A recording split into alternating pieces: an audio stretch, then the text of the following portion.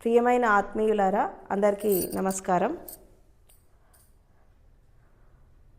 మనిషి జీవితంలో ఉన్నతమైన స్థాయికి ఎదగాలి అంటే, జీవితంలో అత్యున్నత శిఖరాలకి చేరుకోవాలి అంటే, జీవితం అనేది చాలా సిస్టమేటిక్గా, క్రమబద్ధంగా, మంచి చెడు విచక్షణతో, అదేవిధంగా సత్యంతో, ధర్మంతో, శీలంతో, ఒక మొరాలిటీతో జీవించాలి అని చెప్పి అందరు చెప్తారు.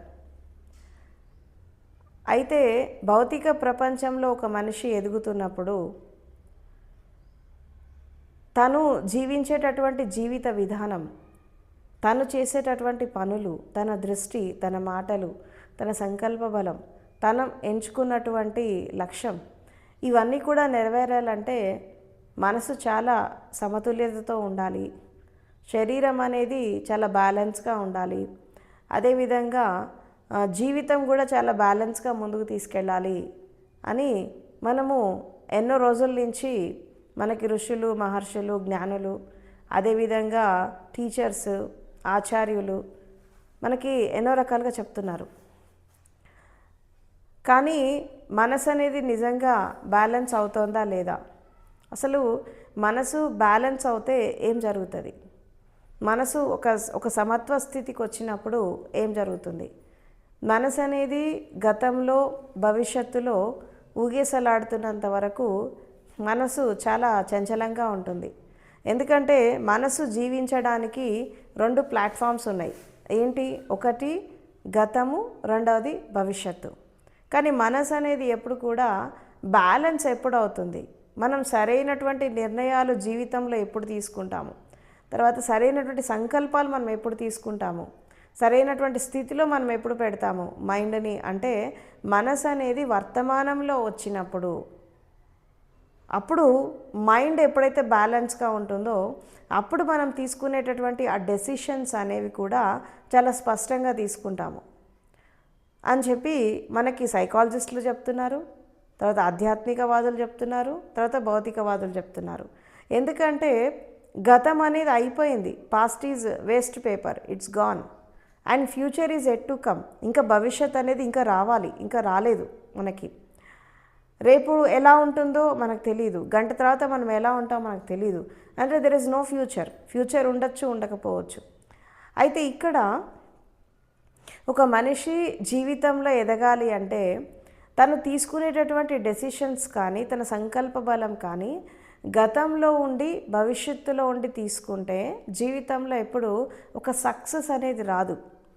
వర్తమానంలో ఉంటూ పరిస్థితులకి అనుకూలంగా ఎప్పుడైతే తను ఒక డెసిషన్ తీసుకుంటాడో అప్పుడు లైఫ్ అనేది చాలా బ్యాలెన్సింగ్గా ముందుకు వెళ్తూ ఉంటుంది. అలా వెళ్తున్నటువంటి క్రమంలో మనము ఏ పని చేసినా జీవితంలో సక్సెస్ అయిపోతాం. ఇది భౌతిక ప్రపంచంలో ప్రతి మనిషి తను జీవించేటటువంటి జీవిత విధానాన్ని మార్చుకోవాలి, తన జీవిత లక్ష్యాలను మార్చుకోవాలి, తను సక్సెస్ని అందుకోవాలి అంటే ఈ ఫార్ములా ఉపయోగిస్తే సరిపోతుంది. అంటే గత అనుభవాలని దృష్టిలో పెట్టుకొని భవిష్యత్తు ఊహల్లో కాకుండా వర్తమానంలో ఉంటూ, అంటే గతంలో ఫెయిల్ అయ్యాం కదా ఇప్పుడేం సక్సెస్ అవుతాం, అది కాదు. గతానికి వదిలేసి అయిపోయింది. అది సంఘటన జరగడము, దాని అనుభవం రావడము, దాని గుణపాఠం నేర్చుకోవడం, ఇదంతా జరిగిపోయింది. ఇప్పుడు ఏం చేయాలి? మనం వర్తమానంలో ఉంటూ కొత్తగా మళ్ళీ కొత్త దారిని ఎంచుకొని ముందుకు వెళ్తూ మనం అనుకున్న లక్ష్యాన్ని మనము చేరుకోవాలి. ఇది సక్సెస్ ఫార్ములా. అంటే ఈ ఫిజికల్ వరల్డ్లో మనం ఏదైనా సాధించాలి అనుకున్నప్పుడు సక్సెస్ ఫార్ములా ఇది.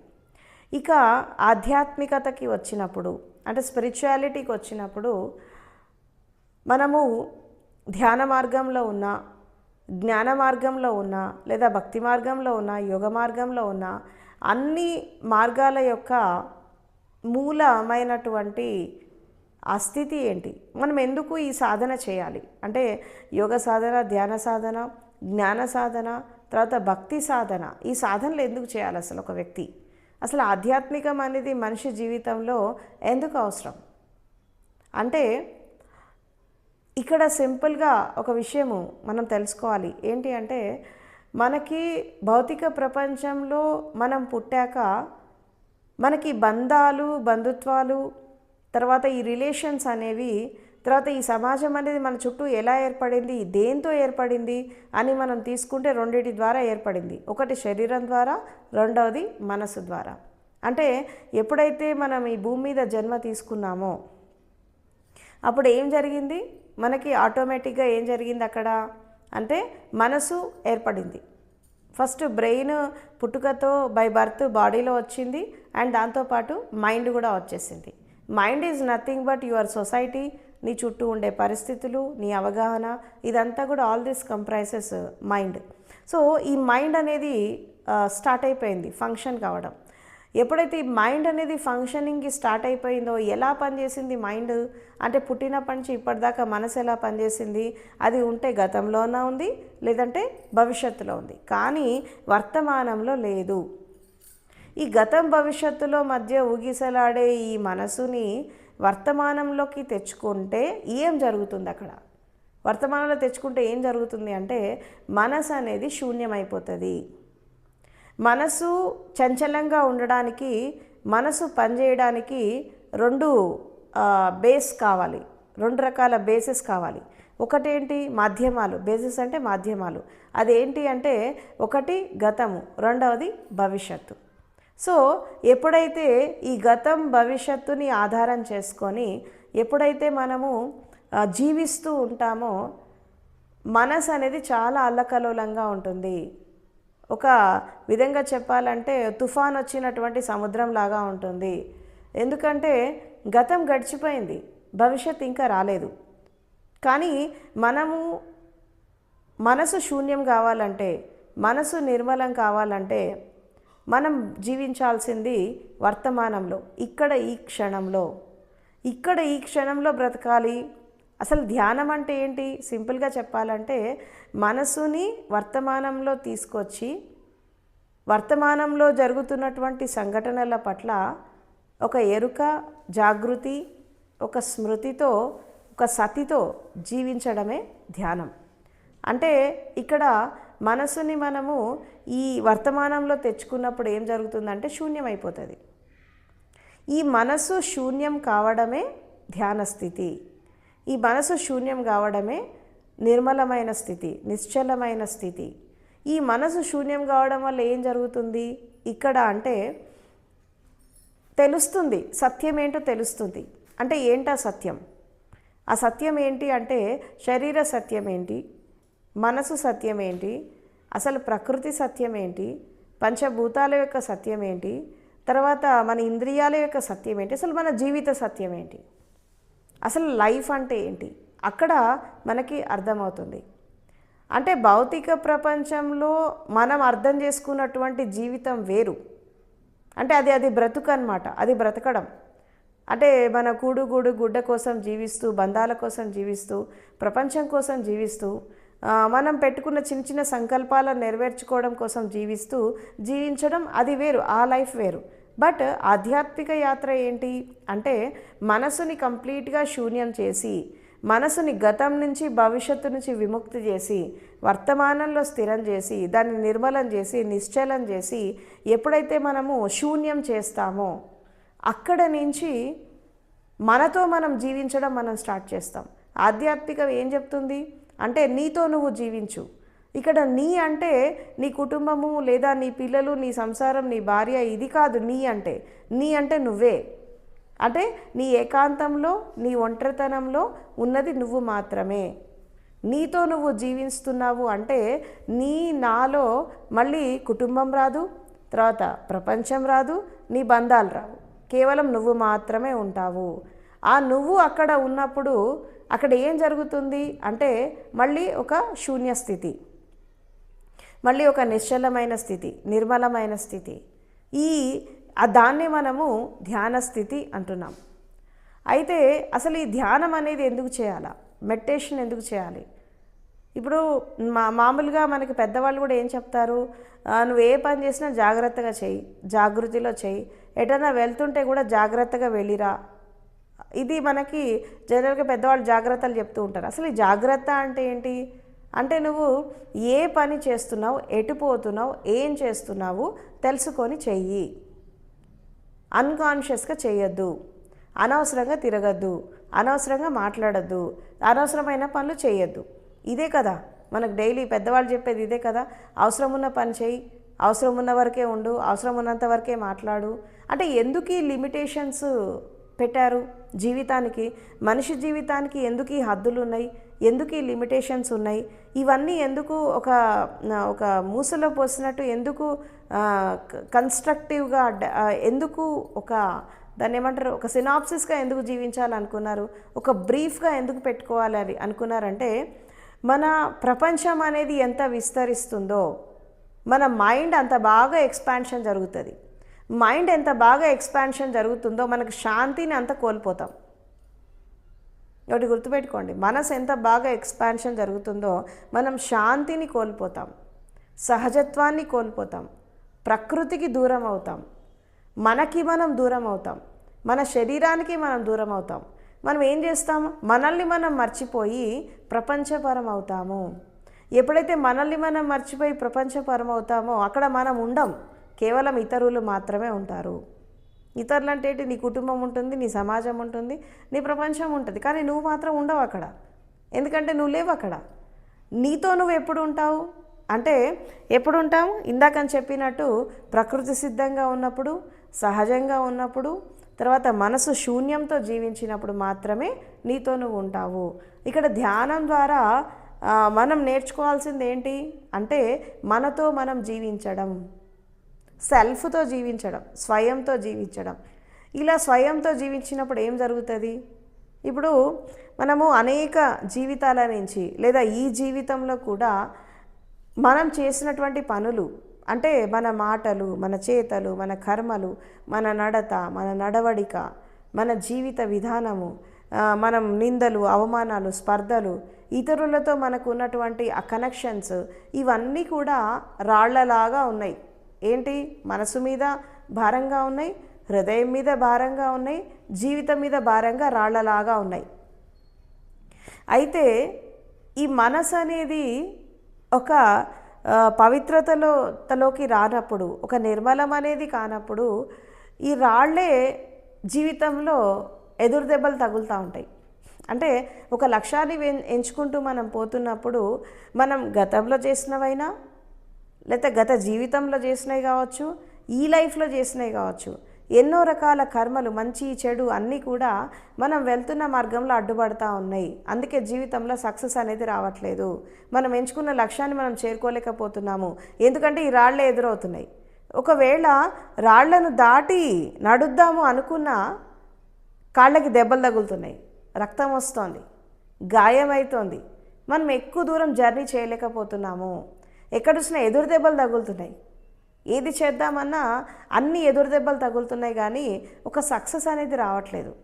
ఎందుకు రావట్లేదు అంటే, ఇన్నాళ్ళు మనం తెలిసి తెలియక మనం చేసినటువంటి కర్మలు అంటే పనులు, అంటే మన మాటల ద్వారా, చేతల ద్వారా, కర్మల ద్వారా, మన వాణి ద్వారా, మన హృదయం ద్వారా, మన ఆలోచనల ద్వారా, మన తలంపుల ద్వారా, మన జీవిత విధానం ద్వారా మనం చేసినటువంటి మంచి చెడు ఏవైతే ఉన్నాయో, మంచి అయితే పూలలాగా తగులుతాయి, వాటిని దాటడం చాలా ఈజీ. కానీ మంచి కంటే ఎక్కువ చెడే చేసాం జీవితంలో. ఎందుకంటే అజ్ఞానం ఉంది, మూర్ఛ ఉంది, అన్కాన్షియస్నెస్ ఉంది, తర్వాత ఏమీ తెలియనటువంటి స్థితి ఒకటి ఉంది. కాబట్టి మంచి కంటే, ప్రతి మనిషి భూమి మీద మంచి కంటే చెడే ఎక్కువ చేస్తాడు. మంచి అనేది పూలలాగా ఉంటాయి, వాటిని దాటడం చాలా ఈజీ మంచి కర్మలని. కానీ చెడు అనేవి ఎట్లా ఉంటాయి? రాళ్ళలాగా ఉన్నాయి, ప్రతి చోట ఎదురవుతున్నాయి. ఆ ఎదురవడంలో ఎదురు దెబ్బలు తగులుతున్నాయి. ఒకటి మొహానికి తగులుతోంది, ఒకటి వీపుకు తగులుతోంది, ఒకటి చేతులకు తగులుతున్నాయి, ఒకటి కాళ్ళకు తగులుతోంది. అంటే ఎక్కడ చూసినా అడ్డంకులే ఎదురవుతున్నాయి, కానీ ఒక సాఫీగా జీవితం అనేది సాగట్లేదు. జీవితం అనేది ఒక నదీ ప్రవాహం లాగా ఉండాలి. నదీ ప్రవాహం కూడా ఏం చేస్తుంది? రాళ్ళు వస్తాయి, రప్పలు వస్తాయి, కొండలు వస్తాయి, గుట్టలు వస్తాయి, చెట్లు వస్తాయి, అన్ని రకరకాల అడ్డంకులు వస్తాయి. అయినా వాటన్నిటినీ దాటుకొని నది ఎలాగైతే సముద్రంలో చేరుతోందో, అదేవిధంగా ప్రతి మనిషి జీవితం అనేది ఒక నదీ ప్రవాహం లాంటిది. ఈ నదీ ప్రవాహానికి అన్ని అడ్డంకులు వస్తాయి, అయినా ఒక జీవన ధార అనేది ఆ నీళ్ళలాగా నీటి ధార ఎలాగైతే గమ్యం చేరుతుందో సముద్రాన్ని చేరుతుందో అదేవిధంగా జీవిత ధార అనేది మనము చేరాలి. ఎక్కడ చేరాలి అంటే సముద్రంలో చేరాలి. ఏంట సముద్రం అంటే ప్రకృతి, విశ్వం, వీటి యొక్క ధారతో మనం మమేకమైపోవాలి. అసలు ఇవాళ రేపు మనుషులకి సమస్యలు ఎందుకు వస్తున్నాయి, దుఃఖం ఎందుకు వస్తుంది, కష్టాలు బాధలు ఇవన్నీ ఎందుకు వస్తున్నాయి అంటే మనిషి ప్రకృతికి విశ్వానికి దూరం అయిపోయి జీవిస్తున్నాడు, అందుకే దుఃఖంలో ఉన్నాడు. సమాజానికి దగ్గరయ్యాడు, ప్రకృతికి దూరం అయ్యాడు, తన సహజత్వానికి తను దూరం అయ్యాడు, తన ఒరిజినాలిటీకి తను దూరం అయ్యాడు. అందుకే రకరకాల దుఃఖాలు బాధలు కష్టాలు ఇవన్నీ వస్తున్నాయి. వీటిని మనం అధిగమించాలంటే ఏం చేయాలి? అందుకే ధ్యానం చేయి, భక్తిలోకి వెళ్ళు, సాధన చేయి, తర్వాత యోగం చేయి, ఆ తర్వాత మంత్ర సాధన చేయి, తంత్ర సాధన చేయి. అసలు ఈ సాధనలను ఎందుకు చేయాలా వ్యక్తి? ఈ సాధన చేయడం ద్వారా ఏం జరుగుతుంది అంటే ఈ రాళ్లలాగా అంటే మనసు మీద, శరీరం మీద, హృదయం మీద ఈ రాళ్లలాగా ఉన్నటువంటి నువ్వు చేసిన చెడు కర్మలు, చెడు పనులు ఇవన్నీ కూడా కరిగిపోవాలి. ఇవన్నీ కరిగినప్పుడు అప్పుడు ఏమవుతుంది? ఈ రాళ్ళన్నీ తొలగిపోతాయి. రాళ్ళని తొలగిపోయినప్పుడు నీ లోపల ఒక నిర్మలమైన ధార, ఒక శక్తి ధార లేదా ఒక కరుణ ధార ఇవన్నీ కూడా అప్పుడు నీళ్ళలాగా ప్రవహిస్తూ ఉంటాయి. ఈ నీళ్ళలాగా ప్రవహించినప్పుడు మెల్లిమెల్లిగా నువ్వు నీ జీవిత లక్ష్యాన్ని చేరుకుంటావు. ఇప్పుడు జనరల్గా మనిషి తాను ప్యూరిఫై చేసుకోవడానికి ఎన్నో రకాలుగా బయట తిరుగుతూ ఉంటాడు. అంటే పుణ్యక్షేత్రాలకు వెళ్తాడు, దేవాలయాలకు వెళ్తాడు, తీర్థయాత్రకు వెళ్తాడు, రకరకాల యాత్రలు చేస్తూ ఉంటాడు. కానీ ఒకటి గుర్తుపెట్టుకోవాలి, ఏంటి అంటే నువ్వు గుడికి వెళ్ళినా, గుట్టలెక్కినా, పర్వతాలెక్కినా, ఎక్కడెక్కినా ఇవన్నీ ఏ దేశంకి వెళ్ళినా, ఏ ప్రాంతానికి వెళ్ళినా, ఏ గుడికి వెళ్ళినా ఇదంతా కూడా దీన్ని ఏమంటారు? విహారయాత్రలు అంటారు. చాలామంది గుడికి వెళ్తే పుణ్యక్షేత్రానికి వెళ్ళాము, గుడికి వెళ్తే తీర్థయాత్రలకు వెళ్ళాము, కేదార్నాథ్ వెళ్తే తీర్థయాత్రలకు వెళ్ళామంటారు. కానీ కాదు, అది కూడా విహారయాత్రనే. నువ్వు మానస సరోవరం వెళ్ళినా అది కూడా విహారయాత్రనే. కాకపోతే వీటన్నిటికీ మనం ఎందుకు వెళ్తున్నాము? ఏదో భక్తితోనో దీంతోనో కాదు, మనం జస్ట్ ఫర్ ఏ చేంజ్. ఎప్పుడు ఇంట్లో ఉండి సమాజాన్ని చూసి బోర్ కొట్టేసి వెళ్తున్నాం. అక్కడ ఏముంటుంది? అక్కడికి వెళ్తే ఇప్పుడు హిమాలయాస్కి వెళ్తారు, కొంతమంది గుట్టలు ఎక్కుతారు, ట్రెక్కింగ్ చేస్తారు, ఇవన్నీ చేస్తారు. దేనికోసం వెళ్తారు అంటే అక్కడ ఉండేది ఏంటి? అక్కడ తీర్థమో పుణ్యక్షేత్రమో కాదు, అక్కడ ఉండేది అందము, బ్యూటీ, అంటే నేచర్ బ్యూటీ కోసం వెళ్తూ ఉంటారు. ప్రకృతి అందాన్ని చూడటానికి పోతూ ఉంటారు. ఏది ఎక్కడికి వెళ్ళినా, ఏ విహారయాత్రకు వెళ్ళినా. కాబట్టి బయట ప్రపంచంలో ఈ చర్మ చక్షువులతో నువ్వు ప్రపంచాన్ని చూస్తూ, అంటే ఈ భౌతికమైన కళ్ళతో నువ్వు ప్రపంచాన్ని చూస్తూ నువ్వు చేసే ప్రతి యాత్ర ఏంటది? విహారయాత్ర, కానీ తీర్థయాత్ర కాదు. నువ్వు ఎక్కడికి వెళ్ళినా, నువ్వు హిమాలయాస్కి వెళ్ళినా, కేదార్నాథ్ వెళ్ళు, బద్రీనాథ్ వెళ్ళు, చార్ధామ్ యాత్ర చేయి, నువ్వు ఏ పుణ్యక్షేత్రాలకు వెళ్ళినా, గుడికి వెళ్ళినా ఇదంతా చేసేది దేని కొరకంటే విహారయాత్ర, అంటే విహరించడానికి. ఎందుకు విహరిస్తున్నావు అంటే నువ్వు జీవించేటటువంటి జీవిత విధానం నీకు బోర్ కొడుతుంది అప్పుడప్పుడు. జస్ట్ ఫర్ ఏ చేంజ్, ఒక మార్పు కోసం లేదా ఒక బ్రేక్ కోసం, ఒక రిలాక్సేషన్ కోసం మనం వెళ్తున్నాం.